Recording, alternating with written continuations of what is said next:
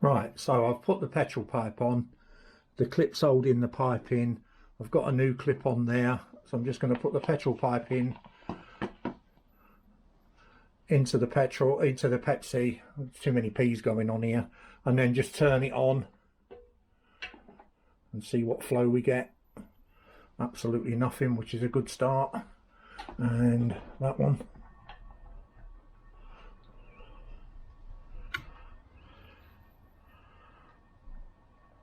The reason why it doesn't flow in the middle there is because it's a later tap, so it's either on or off because you've got your fuel gauge. There is no reserve setting, so it's either open or closed, and that's exactly how I suspected it would work. There's a good flow rate there. As I say, it's a brand new tap anyway, so if you turn it halfway, you've got no fuel coming out. I don't know if you can actually see that. So halfway there's no fuel, and off. Normally on a Vespa you'd have halfway would give you fuel, and then that would be your reserve, but because there's no reserve as such, and I've got absolutely no leaks, I'm very happy about that.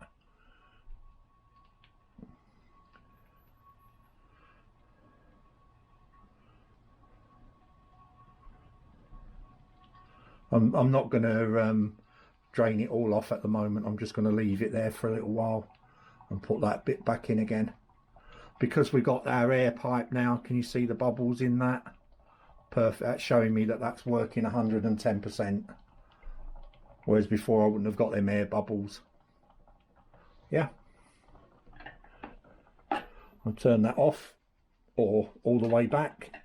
At least now I can turn my petrol off, which is helpful on any rebuild or any work on a carburetor, etc. And for safety reasons as well. If the thing catches a light, I've got nowhere turning the petrol off anyway, so I'm just going to put that back in the tank.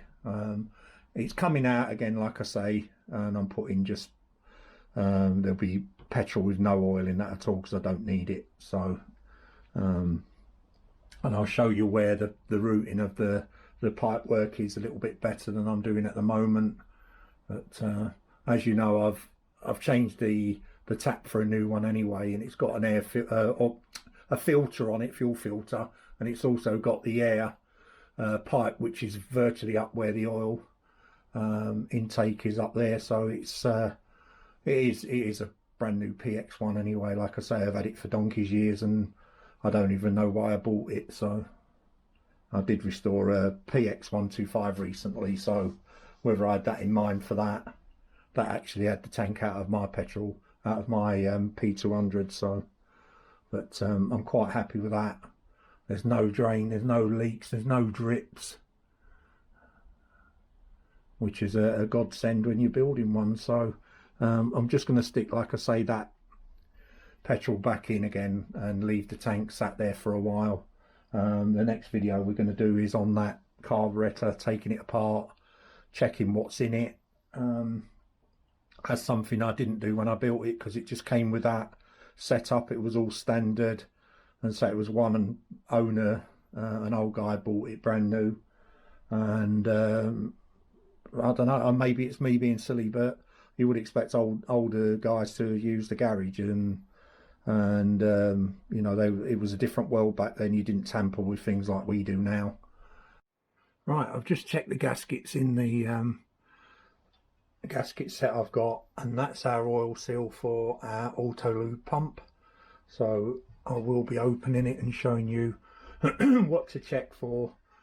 Right, the 3 screws, 1, 2, 3, and that pipe, they need to be loosened off. So I'll just do the screws.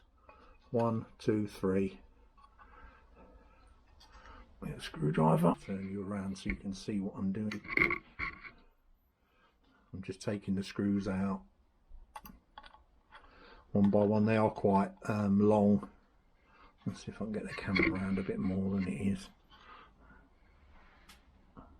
Yeah, you can see. Right, so I'll put one screw up there safe. Take the next one out.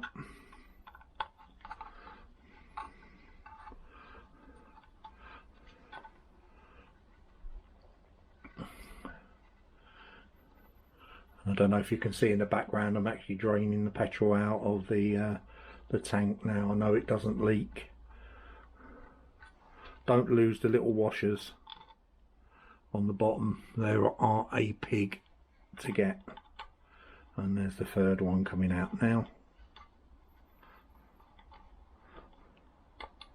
That's the third one out. So in all intents and purposes, our pump is free to come out. So that pipe can just pull straight through anyway. Again, I'm trying to show you while I'm doing this that it's not exactly rocket science to pull that off and just turn it around and pull it out. I still got the grease from the last time I rebuilt it, so there's your pump, which is, as I said before in a previous video, it's just literally a cog, but it's an eccentric cog. So if you can see that, that's your pump action. The oil comes in, gets squirted out and goes forward, and take out the spring,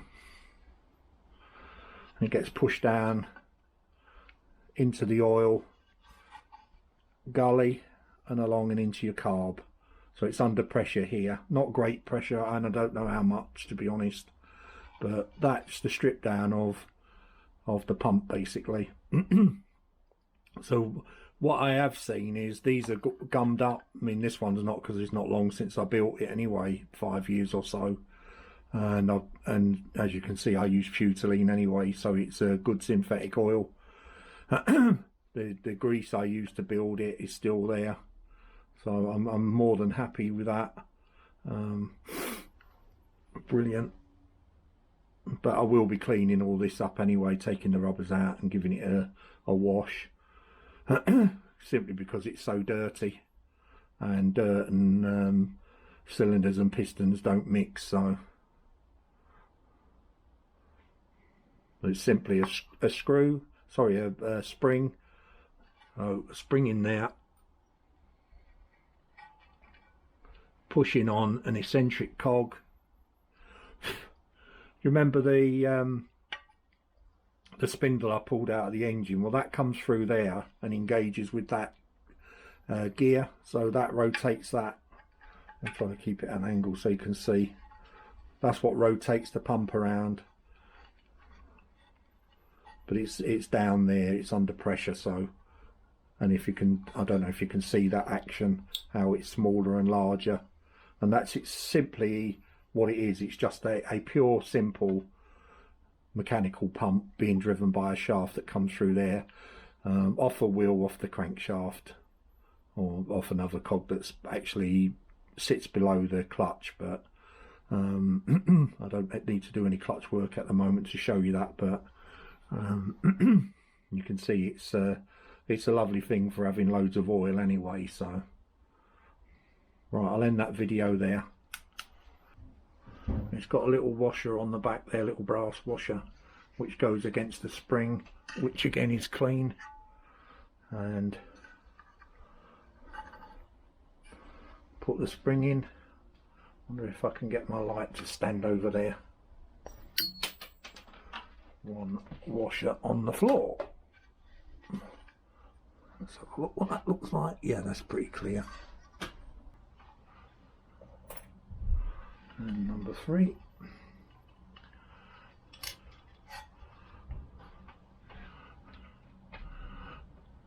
Right, if I get the pump top, I don't know if you can see in there, but I've lightly greased the mechanism.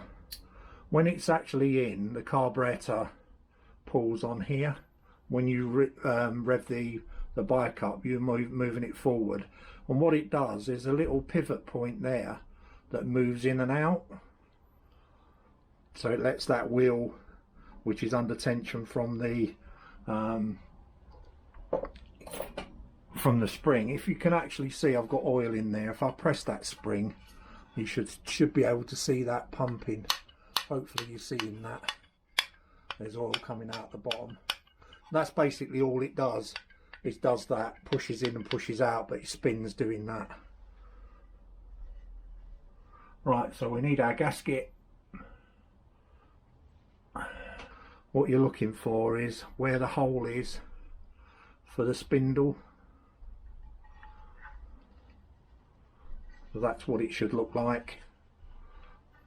I'm holding it up. So you've got your oil flow in on that bit and your oil flow out on that bit. Well, it actually goes under, but you can see what I'm saying there. So we want the top on. And we need to once again put the pipe back in again and rotate as we do that. Yeah.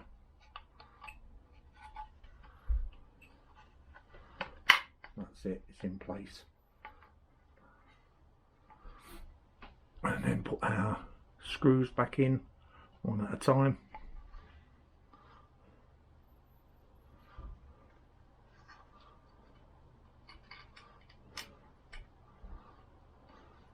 Screwdriver, and just loosely tighten these screws up. Spin around so you can see a bit better and down. Of these 3 screws. It's tightened.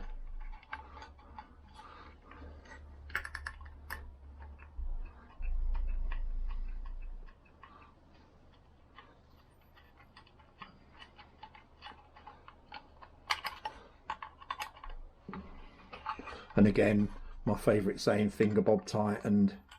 They're only loosely tightened down until they're all pinched, and then we're going to tighten them up. It's not the world's worst thing if it leaks, but obviously you want the oil in the engine, not on everywhere else. So they're all loose tightened, so I'll give them again 1/4 of a turn each, or an 1/8 in this case, because they won't tighten any more than that.